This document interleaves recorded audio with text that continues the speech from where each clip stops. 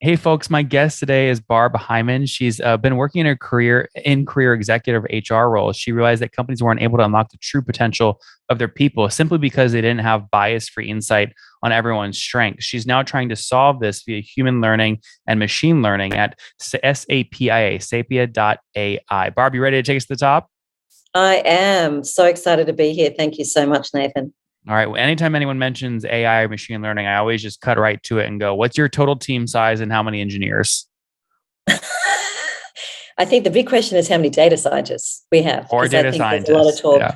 about what is AI. And one quick check that I suggest to businesses is go out on LinkedIn and see whether there are any data scientists. If there are not, then there's not really AI going on. It's That's simply right. nothing. So where are you Um, guys? so we are headquartered in Australia. We have an amazing team, which we call Phi Labs, who are really our innovation machine. They're a group of PhDs in machine learning and AI. They're full Our time or secret consultants? No, it's all full time. We only have Okay. full time. We're about 54 people. We've been product led from the beginning because you need to be when you're building technology that's used to support human decision making. So we have engineers, machine learning engineers. Everything we do is proprietary. So we don't use any open source algorithms or products. We effectively are a fully vertically integrated machine learning system that has built a capability to understand you, Nathan, from a short conversation. So Hmm. it's really new science. It's something that IBM tried to do with Watson for a couple of decades, but couldn't because they didn't have the data. And even though Google has 10,000 PhDs working in NLP, they can't do it either because they don't have the data. So there are some elements that we've got that are pretty unique, and that's what's really fueled our, capability and our continued innovation. I want to give you some time to defend that because most people listening are going to wait. How does this lady I'm just hearing on Nathan's show have more data than Google? So defend that a little bit. How have you gotten unique data that Google doesn't have? Yeah. So there's a lot of discussion around, do you actually need to have large data sets in order to create, impressive and accurate predictive models? You don't, because you need to look at the context in which you're using it. So what we are is we've scaled the science of a structured interview. So if you think Google and Amazon, for instance, they take you through these laborious interview processes that are very rigorous, where you're being asked the same questions and you're all measured against the same rubric. In their case, it's the leadership principles. Now, you can use humans to do that, which they can afford to do because they're, a well-resourced organization, but most can't. How do you actually maintain that level of rigor, but remove all the human bias by using technology? That's what we're doing by chat. The data that we have that's first party and proprietary data is the responses to those structured interviews. That's Mhm. now at about 800 million words. It'll be at a billion words fairly soon. And that is our Across how moat. many interviews? 800 million words. How many It's about candidates? 1.8 million interviews. Okay, got it. Over Yeah. what period of time? Across 47 countries and around about 3 years. 3 years. So Okay. it took us 18 months to build a product. You can't just hire engineers and suddenly have a machine learning product. You actually need to capture the data, do the research, most importantly, do the bias testing. And, we started with what we call machine learning models, where you take a hired signal. Like if you think about what Amazon did wrong all those years ago in 2018, that they took CV data and they tried to build a predictive model of that. The issues are, firstly, when you're hiring off your incumbents, you risk amplifying existing biases. And secondly, when you're using CV data, you're very likely to amplify existing biases. We don't do that. The data set we're using is clean. It is just words. It doesn't have any demographics. It doesn't even have the question in it. And that's what makes this a purer way to understand people and use AI in a safe way for people decision making. Oh, what's going on there, YouTube? Good to see you guys. Now imagine this. You love watching these interviews with SaaS founders, but imagine if we took all of the valuation data out from over 2,807 interviews I've done manually. Saves you a lot of time. Well, we've done this. We've built it into the beautiful interface inside of FounderPath. Check this out. I'll show you how you can access this in a second, but you log in, you connect your Stripe account, you see your valuation real time, you can see what it changed over the past 88 days, and even set goals for valuation this year. Now, the secret to valuation is there's many different ways to value a SaaS business. So the reason you're going to see 3 or 4 different valuations inside of your FounderPath dashboard, this is all free by the way, is because depending on who's doing the buying of your SaaS company, you're going to get a different valuation. A VC is going to pay a different valuation. Private equity firm is different. If you're going to do a minority sale, that's different. And if you sell the whole business, that's a different valuation. You can see all those when I hover over here. Right. So the teal is what a VC would pay. Yellow is what private equity. And red is if you sold the whole thing outright. Now, what's cool about this is not built off random data. Again, you guys hear these interviews on YouTube. All these data are built from real-time valuation data points founders share with us on the show. So traction, 1.2 million, seed round, 3.7 raise. They sold 22% of their business. Go in here and filter by the event. Maybe you only want to see companies that have sold the whole business. Well, here are a bunch that have been acquired, the valuation and the multiple. Maybe you're going out right now and you're raising your seed round. Well, go in here and look at all this recent seed deals that went down, what they raised, what valuation they raised at, and what percent that they sold. There's never been a larger data set of SaaS valuations than what you can get now inside of FounderPath, and we're thrilled to bring it to you. All right, we're going to go back to the YouTube video here in a second, but if you want to check this tool out, if you want to jump in and sign up, you can check it out for free to get your valuation at this link, founderpath.com/products/valuations. Or if you go to founderpath.com and hover over products, click on get your valuation here and go ahead and sign up to give it a whirl. Again, all that valuation data live right inside the platform. I hope to see you there. All right, let's jump back into the interview.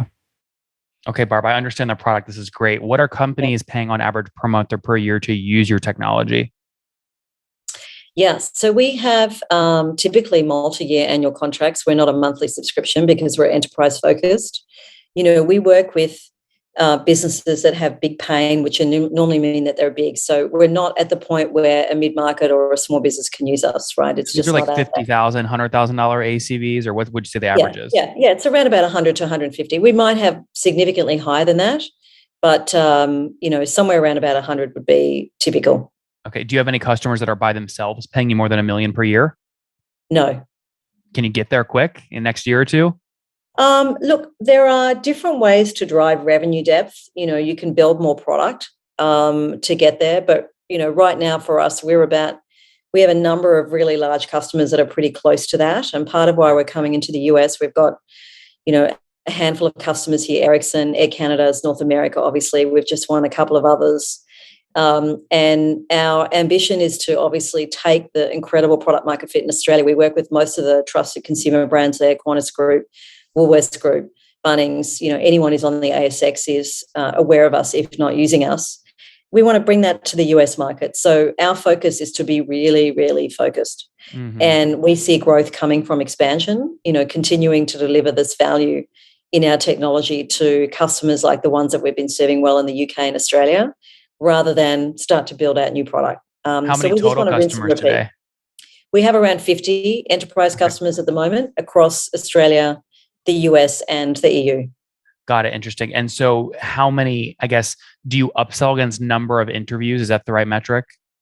Yeah, typically the pricing is based on hiring. So you're really aligned in terms of, performance, if you like. You're not charging based on applicants.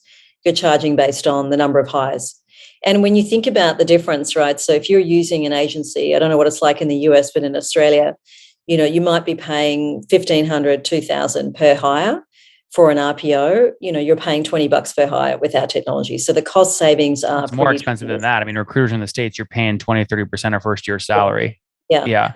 Okay. So it's massively disrupting to that sector and the RPO sector. Mm-hmm. So you're charging based off number of completed hires. So how many completed hires, successful placements did you have last year? About 80,000.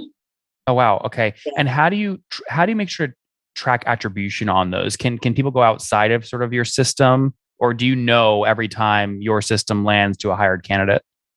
So when we integrate, because we're enterprise, we normally are delivered through the system. So a Workday or a SuccessFactors or an HRIS. And when you do the integration, you're obviously feeding in data, which is not just us pushing data to you in terms of here's the score, here's the profile, but actually we're getting data back. So we have a closed data loop, which gives us further opportunity to retrain our models, which we do for our large customers. So you get to higher and higher accuracy over time. And so last year, 80,000. What about monthly? Last month, how many total hires? I didn't track it on a monthly basis because we've got quite a lot of cyclical. If you think about retail, you might have 20,000 in one month, like our largest. What do you think you'll do this year? In terms of hires? Yeah. this year. I'd say it would be close to 200,000. Wow. Across how many total interviews done? So we can get a placement rate. Yeah, it's normally about 2%, 3% yield. So Wow. we expect, we're likely to get to 3-4 million interviews this year. Well, that would be, I mean, 200,000 against 3-4 million would be higher than 3% placement, right? I mean, that's Yeah, like 6, 7, 8%. yeah. It's Yeah. for the really high volume players, it's a very small number in terms of placement. For when we work with tech companies, obviously it's higher. But Yeah. typically, if you're seeing that you're hiring less than 10% of your applicant pool, it makes perfect sense for you to be using technology to give you leverage in that automation process. Of course. Of course. This is okay. What a great story. So, we understand the product. We understand some of your customers. Put this on a timeline though for us. When do you launch the company? So we launched the company in 2018 is when I started. But as I said, we had to build the product and get to product market fit. That took us a good 18 months. And we have basically had 200% plus growth year on year since then. We're, currently in the US. I'm here in Seattle right now, and have been in San Fran, just meeting with VCs and getting to know that market because our business has really been funded. I've put in my own money. I've put in $500,000 because I'm a huge Barb, is that a believer in lot what for we're you? Are you building. super rich from a past exit, or is that a lot of, or is that a lot of money for you? Does that I'm make you just a nervous? regular person. I'm a regular person. So that was That's all a your lot of savings, money. your hard-earned savings. Yeah, That's a lot of money. yeah, If you have to make yeah, this work. yeah. No, that was a second mortgage, right? Yep. That's not money that's sitting in the bank. Yep. And then we've had some amazing, really high net worth people in Australia that have, funded my vision and really backed me and believed in me. Some of When them. was that seed round, pre-seed round? So end of last year, Okay. we had some investors come in, and so what we want is to now figure out who do we want to partner with. I really want a partner and a set of partners that can help us grow in the US. So we're doing the rounds of VCs over here. How much did you raise in the pre-seed last year? I'm not a privy to disclose that. Oh, okay. You don't want Yeah, to share that? no. But Okay. it's what I would say is that we're unbelievably capital efficient. So our I return know. on That's what I'm investment saying. in Why terms wouldn't of you want to sales and brag about marketing, that? it was a 6-month payback, which for an enterprise business is pretty impressive. We won't have that for this year. It might be more like a 12-month. But that's just information I'd prefer to keep private. Okay, fair enough. Let's jump into some of the team today. So you said 54 full time. How many engineers? We have 16 engineers 16 based in engineers. Australia, and then we have another 3 PhDs, and we have 2 ML engineers. Okay. And you mentioned you're in the States right now trying to meet VCs, find the right partner and raise. Do you have a target in mind in terms of what you're trying to raise? Look, I'd say between 10 to 15 US. We Okay. want to really, we've got a team of 7 salespeople. We were pre-marketing until December. So, as I said, we've been incredibly focused on the product, and the product is not just what the engineers do, it's what sits underneath in terms of the NLP and the bias testing and the bias governance and model cards and all that kind of good stuff. That's been a key part of building out the product, as well as the IO component that goes into our assessment. So what we want is to, build a sales team here that's bigger than 3, which is what it is right now, and start to invest a bit in the brand marketing side. We've just rebranded, which is exciting, and we need to put a bit of money behind that. So, between 10 to 15. Mm-hmm.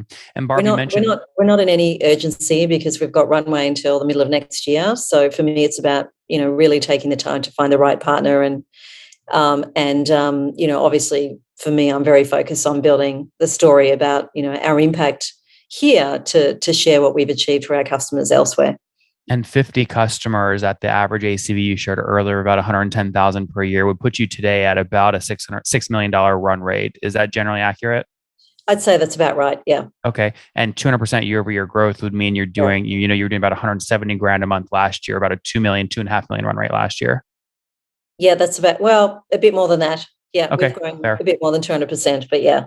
Fair. Very cool. Well, this is great. I mean, this is very. I mean, look, I don't know what you raised in your pre-seed round, but I'm guessing it was less than your current ARR. And anytime I see that ratio, it's a fantastic ratio and very capital efficient. So congratulations. Thank you. Yeah, it's been hard work.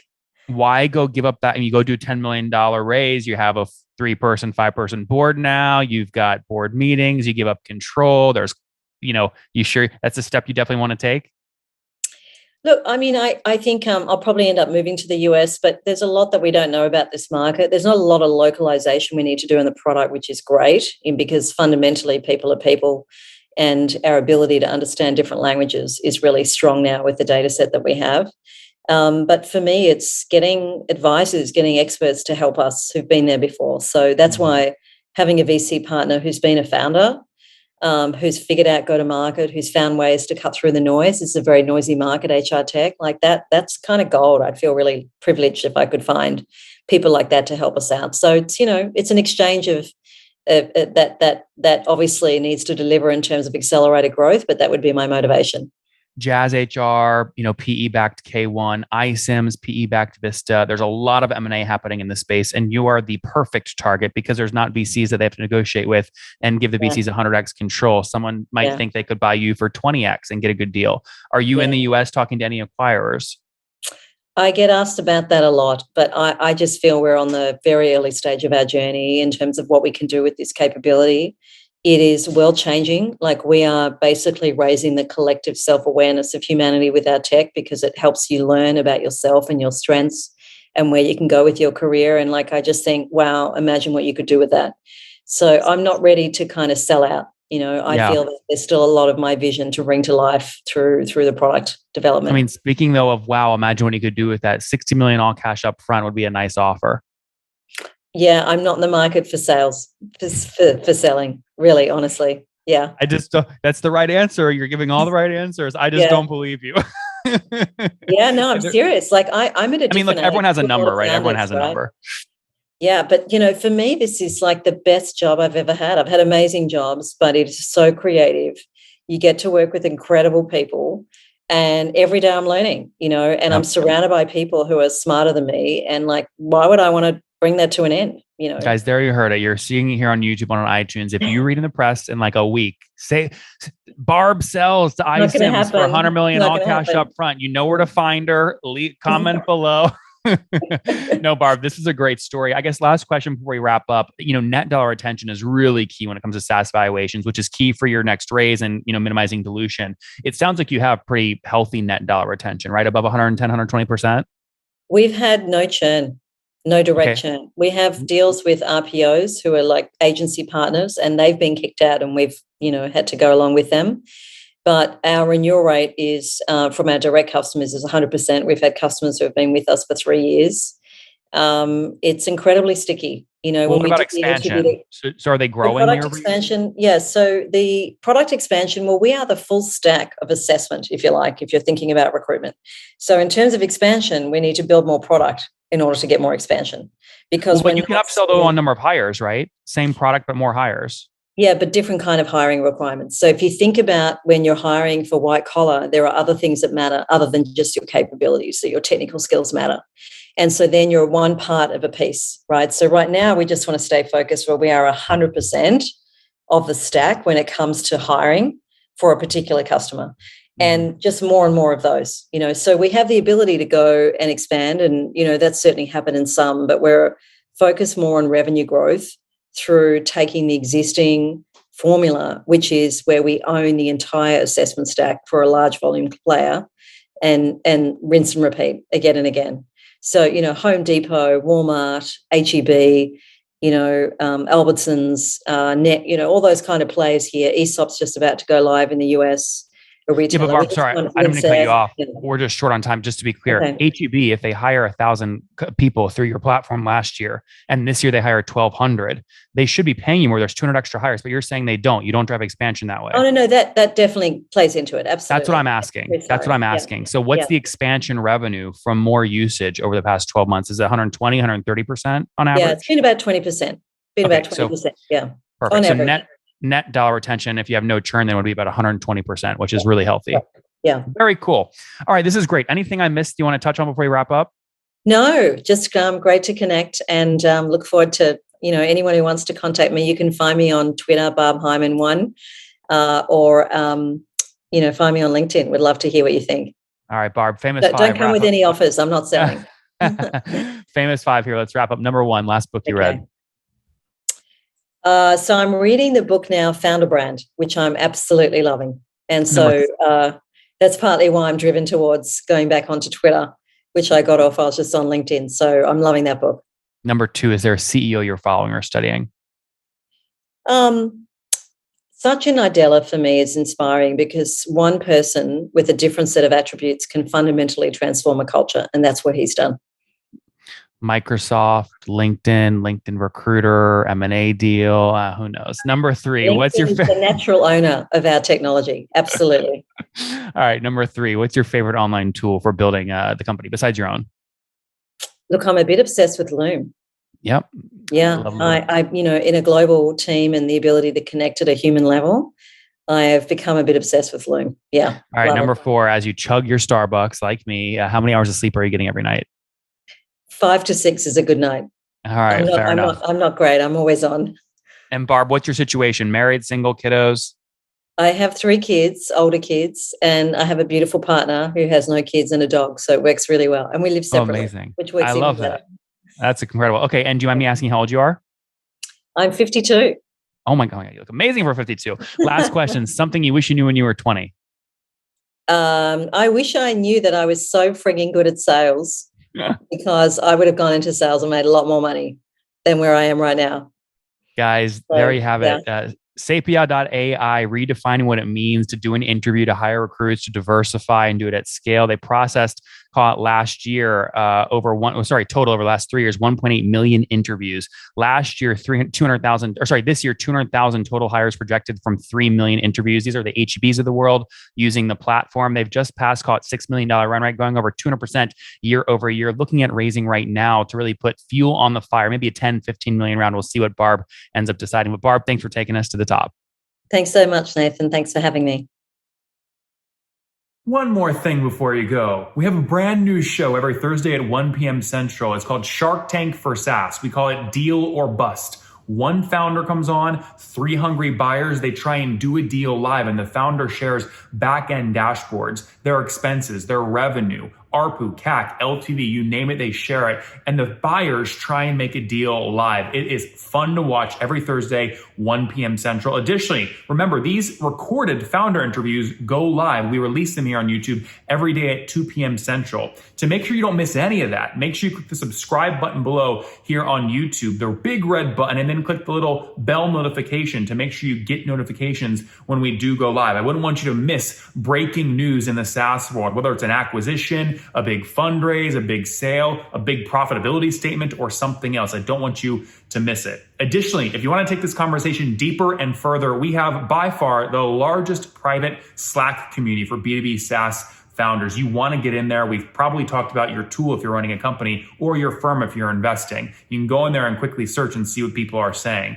Sign up for that at nathanlatka.com/Slack. In the meantime, I'm hanging out with you here on YouTube. I'll be in the comments for the next 30 minutes. Feel free to let me know what you thought about this episode. And if you enjoyed it, click the thumbs up. We get a lot of haters that are mad at how aggressive I am on these shows, but I do it so that we can all learn. We have to counter those people. We got to push them away. Click the thumbs up below to counter them and know that I appreciate your guys' support. All right, I'll be in the comments. See ya.